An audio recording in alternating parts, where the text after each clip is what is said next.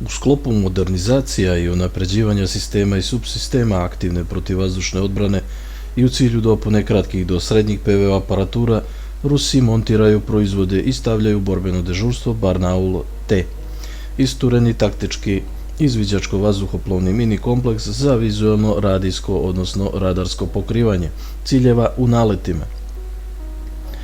Barnaul je razvijan u nekoliko etapa u prošlosti, zamišljen je kao integracija sistema za djelovanje trupne armije pješadije po ciljevima agresorske avijacije. Varijanta prenosnog sistema je također ukomponovana. Danas je Barnaul unapređen u komponentu T koja podrazumijeva minimum 2 oklopna operativna vozila, radarska pokretna infrastruktura i operativno komandno vozilo. Barnaul T se može upariti sa svim protivvazduhoplovnim strukturama od trupne zaštite do sistema za srednje do dugo dejstvovanje. Barnaul T pokupi informacije i slike o kretanjima ciljeva i dopremi ih u baznu stanicu sistema za gađanje i ometanje dopunske PVO aparature. Može izdržati ekstremne vremenske uslove i posljedice atomskog dejstvovanja. Postoje indicije da je Barnaul T operativan u Donbasu, na sjevernim granicama i u Čečeniji. Koje su prednosti osmatračko-elektronskog sistema Barnaul T?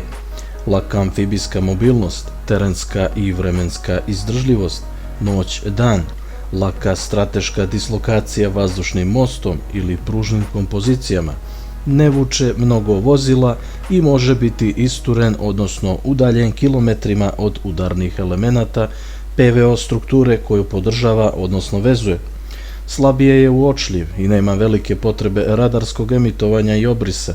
Može se iskoristiti kao sistem za ometanje manjih, bespilotnih ili pilotnih ciljeva u niskom letu.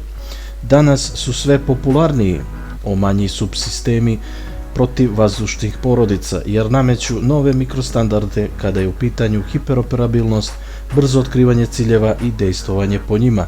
Rusija je to prepoznala serijom proizvoda koji pokrivaju trupnu, odnosno mehanizovanu strukturu. Pretplatite se na kanal, lajkujte, podijelite. Ovo je Vojni specijal.